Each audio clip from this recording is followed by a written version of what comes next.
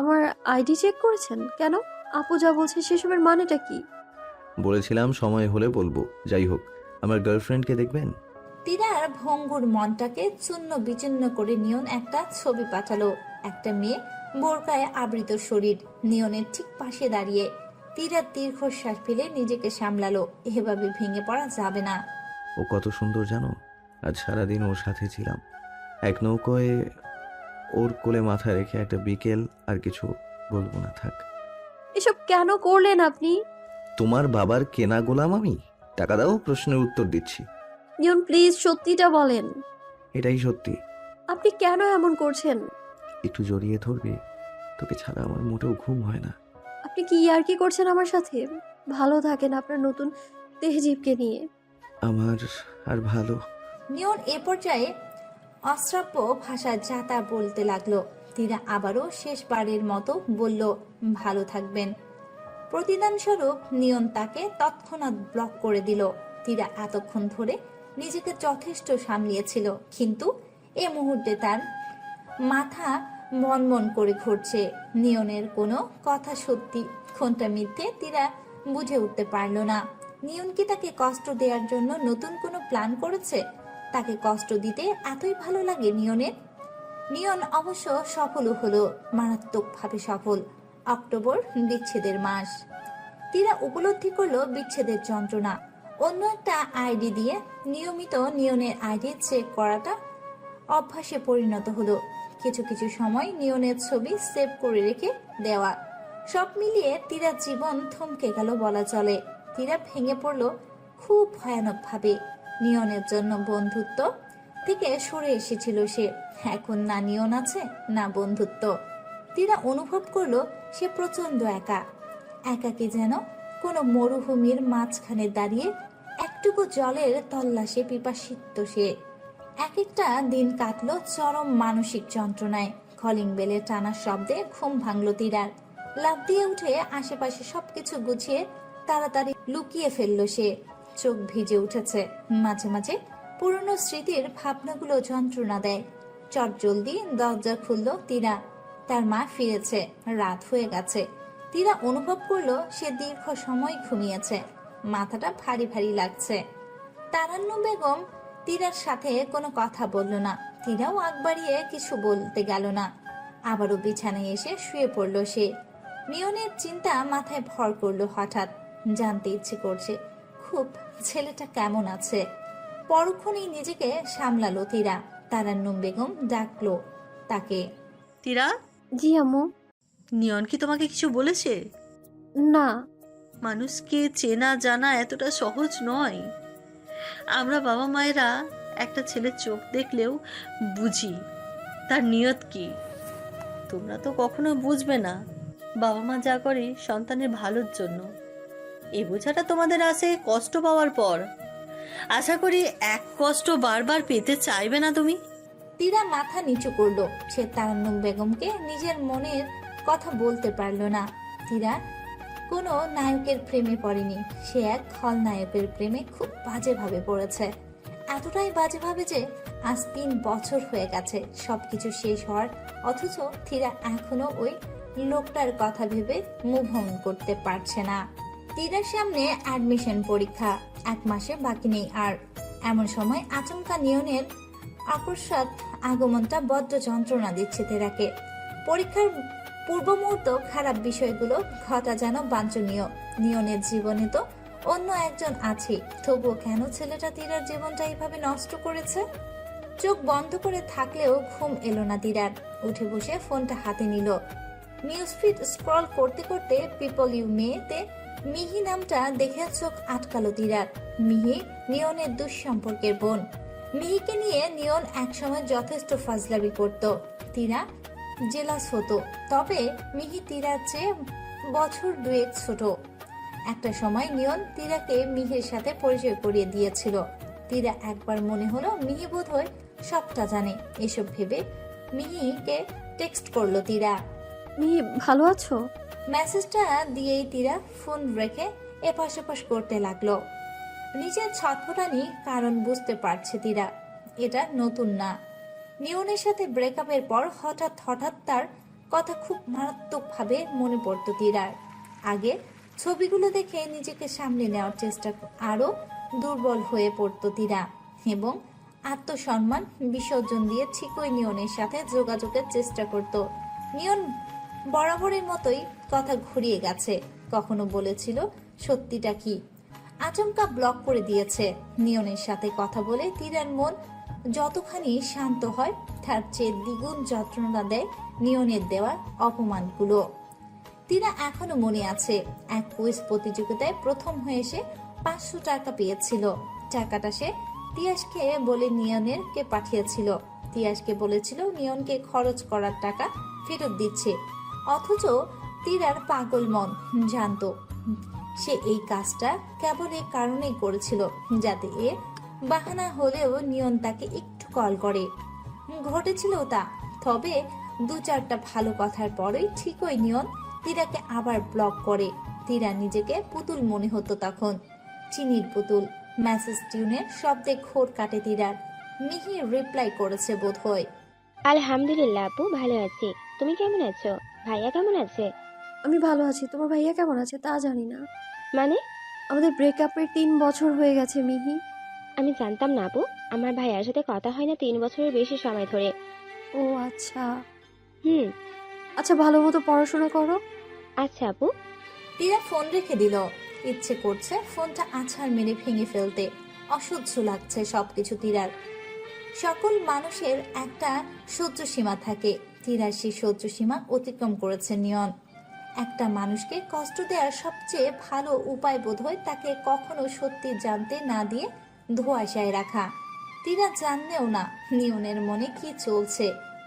কথা হলে এক সময় মনে হয় নিয়ন বুঝি তাকে খুব ভালোবাসে।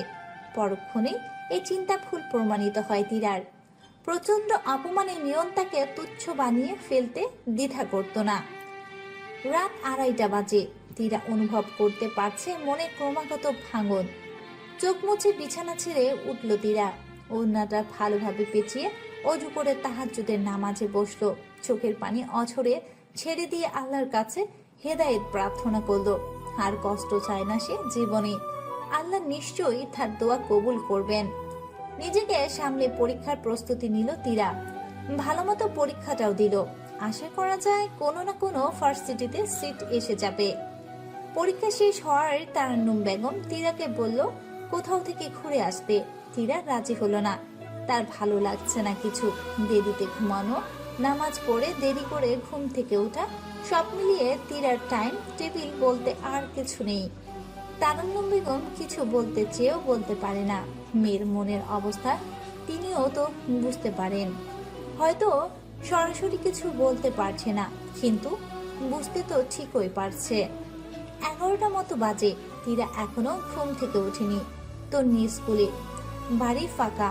মেসেজ টিউন উচ্চস্বরে বিরক্ত হলো তীরা। ফোন হাতে নিয়ে দেখলো আবির ভাইয়া মেসেজ করেছে।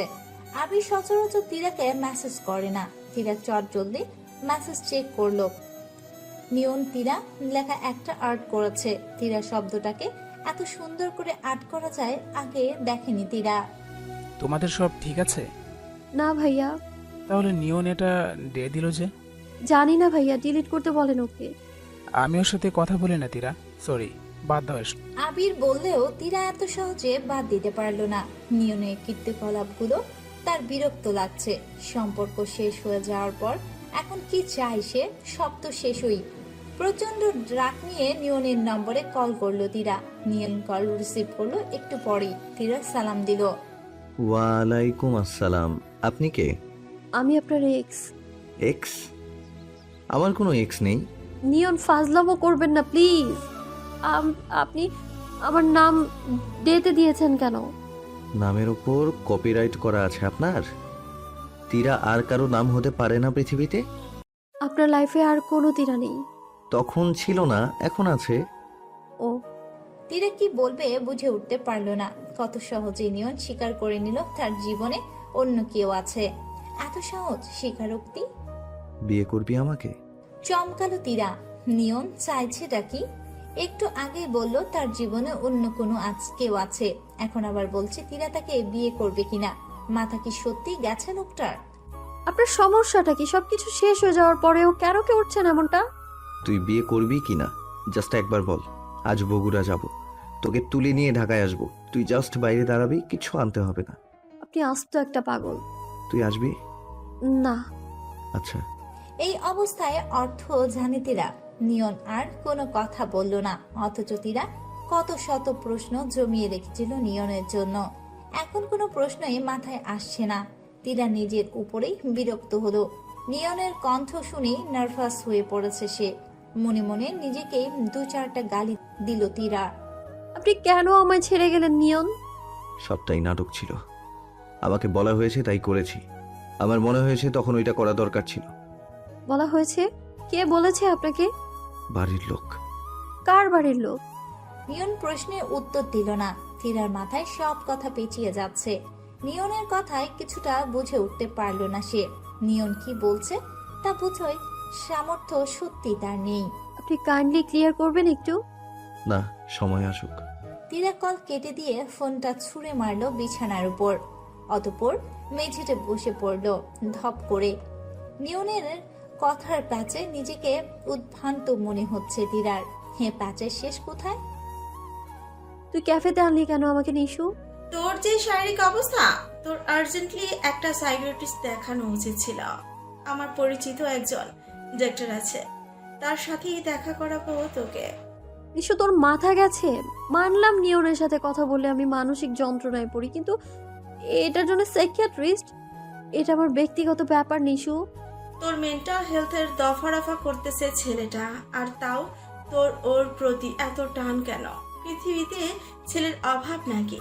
ওই একটা ছেলে ছাড়া কেউ তোকে বিয়ে করবে না? ব্রেকআপের পরও এত টান কিসের? ভুলে যা ওরে। তোর কি মনে হয় আমি ভোলার চেষ্টা করিনি? আমি পারছি না ভুলতে। আমার জীবনের ওই একটা বছরে এত শত স্মৃতি জমা হয়ে আছে। হ্যাঁ, এখন সাধারণ কথার মাঝেও আমি ওই মানুষটা স্মৃতি দেখতে পাই। আমার স্মৃতি মুছে দে, তবেই আমি ভুলে যাচ্ছি ওকে। নিশাত হাল ছেড়ে দিল। এমন পাগল প্রেমিকা সে হাততে কখনো দেখেনি। একটা মানুষ বরাবর কষ্ট পেয়েও কিভাবে কষ্টকে আলিঙ্গন করার কামনা করে বুঝে ওঠে না তার। এখন নিশাতের পরিচিত সেই ডক্টরেই কিছু একটা করতে পারবে তীরার। নিশাদের 3টায় ক্যাফেতে যাওয়ার কথা থাকলেও আসতে আসতে 3:45 বাজলো। ব্যস্ত বেশি ছিল আজ। একেবারে কর্নারের টেবিলে নিশাদকে দেখতে পেয়ে সেদিকে এগোলো সে। Good afternoon guys. নিশাদ কথাটা বলতে বলতে বসে পড়ল। গুড আফটারনুন ভাইয়া, ভাগ্যিস আসলেন। আমি ভেবেছিলাম কোনো কাজে আটকা পড়লেন নাকি। তা একটু পড়ছিলাম। So is she my patient? Patient শব্দটা শুনে ভ্রু কুঁচকে নিশাদের দিকে তাকালো তীরা। লোকটা তাকে রোগী মনে হয়। নিশাদ তো মাথা নেড়ে সম্মতি দিল। আজব তো, তীরার রাগ উঠতে লাগলো। নিশাদ খাবার অর্ডার করে বাহানায় দুজনকে একা রেখে উঠল। হ্যালো তীরা, ভালো আছো? আমি যথেষ্ট ভালো আছি। নিশাদ অযথাই আপনাকে বিরক্ত করেছে। আমার তো বিরক্ত হয়ে ভালো লাগছে। মানে? তুমি আগে বললে তোমার প্রবলেম কি? আমার কোনো প্রবলেম নেই। বললাম তো, নিশাদ এমনি বিরক্ত করেছে আপনাকে। নিশাতের সে সাহস নেই, তবে তুমি সমস্যা না বললে আমি কিছু করতে পারবো না। আপনাকে তো কেউ কিছু করতে বলেও নি। জগরুটে তো ভালোই। আপনার সাহস কি করে হলো আমাকে ঝগড়াটে বলার? বেয়াদব কোথাকার। দেখতে তো আমার চেয়েও ছোট মনে হচ্ছে। আপনি কি না আবার ডক্টর? চোরবাজার থেকে ডিগ্রি কিনেছেন, ফালতু কোথাকার। তীরার রাগ তবুও কমল না। টেবিলে আগ থেকেই রাখা জুসটুকু নিশাদের সাদা শার্টে ছুড়ল সে।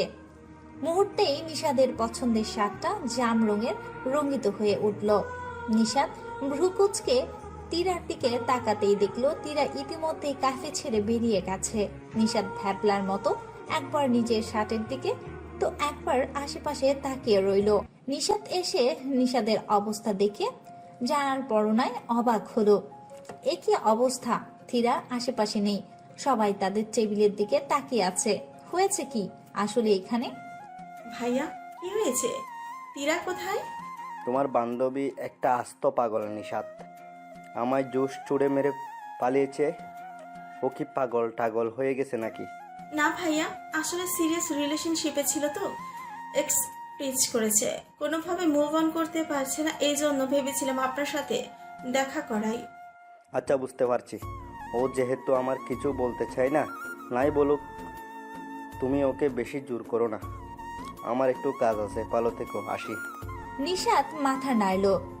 খাবার প্যাক করিয়ে বাইরে আসতেই দেখলো মূল রাস্তায় তীরা দাঁড়িয়ে তার জন্য অপেক্ষা করছে। ভারী রাগ হলো নিশাতের।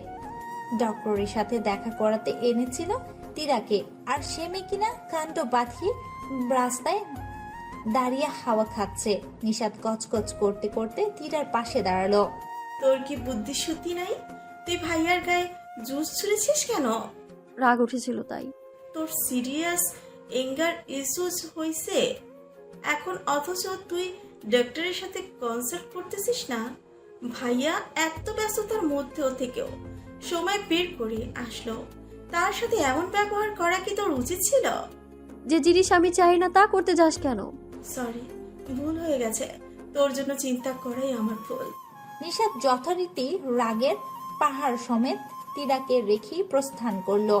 তীরা পিছু ডাকলেও সে ডাক উপেক্ষা করলো খানিকটা রুড ভাবেই। তীরা অসহায়ের মতো নিশাতের যাওয়ার পানে চেয়ে রইল। ক্যাফে থেকে ফেরার পর থেকে নিশাত তীরাকে আর কল করেনি, এমনকি তীরার টেক্সটও সিন করছে না। তীরা অনুভব করলো সে নিশাত নামের লোকটার সাথে একটু বেশি মিসবিহেভ করে ফেলেছে। তার এমনটা করা মোটেও উচিত হয়নি। পাবলিক প্লেসে একটা মানুষের গায়ে জুস ফেলা ভালো অপরাধ, কিন্তু এই মুহূর্তে কি করবে বুঝে উঠতে পারছে না তীরা। আনমনে নিউজ ফিড স্ক্রল করতে করতে পিপল ইউ মেনু তে নিশাতের আইডি ফেসে উঠল। তীরা ভাবলো নিশাতকে টেক্সট করে ফ্রি বলবে কিছু, এতে দোষ পুরোপুরি তীরার ওপর বর্তাবে, কিন্তু দোষ তো নিশাতেরও ছিল। যখন তীরা বলতে চাচ্ছিল না তখন এত জোর করেছিল, জোর করার কি ছিল? অনেকক্ষণ ভেবে চিনতে নিশাতকে সত্যি টেক্সট করলো তীরা। সরি, আপনার উপর জুস ফালার জন্য আমার কোনো ইচ্ছে ছিল না তখন। এটা আসলে রাগের মাথা হয়ে গিয়েছে, আমি খুবই দুঃখিত। তীরা টেক্সটটা করে ফোন পাশে রেখে দিল। নিয়নের আজগবি স্মৃতিগুলো অযথাই পড়াচ্ছে তাকে। তীরার মনে পড়ল নিয়নের অফিসে প্রেজেন্টেশনের কথা। লকডাউনের সময় ছিল তখন, জুমে সব মিটিং হতো। নিয়ন তখন জবে জয়েন করেছে, 10-12 দিন হয়েছে মাত্র। এর মধ্যেই তাকে একটা প্রেজেন্টেশন বানানোর দায়িত্ব দেয়া হয়। প্রেজেন্টেশন বানানো নিয়নের কাছে বিশেষ কোনো ব্যাপার না, তবে জুমে সবকিছু প্রেজেন্টেশন করার জন্য সব কাজ পারফেক্টলি করেছিল সে। তীরাও নিয়নের নাম দিয়ে জয়েন করেছিল জুম কলে। নিয়ন খুব স্মুথলি কথা বলছিল, কিন্তু তীরার ধ্যান সেদিকে নেই। সে মনোযোগ দিয়ে দেখছিল নিয়নকে। নিয়নের গম্ভীর মুখ, কড়া বাচন ভঙ্গি, সব মিলিয়ে এ যেন ভিন্ন নিয়ন। তীরা মুচকি হেসে নিয়নকে প্রাইভেটে মেসেজ করেছিল, আবরার সাহেব একটু হাসলেও তো পারেন। তীরার এই মেসেজ দেখে নিয়নের ঠোঁটে সত্যি হাসি দেখা দিয়েছিল। তীরার কাছে এসব স্মৃতির মূল্য অনেক বেশি। সে চাইলেও এসব কিছু অবহেলা করে ভুলে যেতে পারে না। তীরার জীবনটা একটা নির্দিষ্ট জায়গাতে আটকে আছে, না সামনে এগোচ্ছে আর না পেছনে ফিরে যাচ্ছে। পিছু টানে এগোতে দিচ্ছে না, আত্মঅহম ফিরে যেতে দিচ্ছে না। তীরা অনুভব করে সে নিয়নের প্রতি প্রচন্ড দুর্বল, তবুও সে নিয়নকে এখন মেনে নিতে পারবে না। বড়জোর স্মৃতিগুলো মায়া কাজ করেছে বলেই তীরা এ ভুলতে না পারার রোগটা। তীরা ঠিক করলো এবার সে সত্যি ডক্টরকে দেখাবে, যার মানসিক শান্তি প্রয়োজন। নির্ঘুম রাত্রি কাটলো তীরার। চোখ বন্ধ করলেই অশ্রুকণার প্রভাবে বালিশ ভিজে ওঠে বারংবার। তীরা নিজেকে সামলাতে পারে না। কখনো ইচ্ছে হয় নিজেকে একেবারেই মেরে ফেলতে, আবার কখনো আল্লাহর কাছে প্রার্থনা করে ছেলেটা দ্রুত বিয়ে করে নিক, যেন তীরা তাকে নিয়ে ভাবনায় আর সুযোগ না পায়। আদতে এসব ভেবে কি লাভ হয় বুঝানো তীরা, অথচ রাত বিরাতে এসব স্বপ্নের জগতেই তার অবাধ বিচরণ চলে। তীরা বোধহয় নিজেও জানে না তার এ মুহূর্তে কি করা উচিত।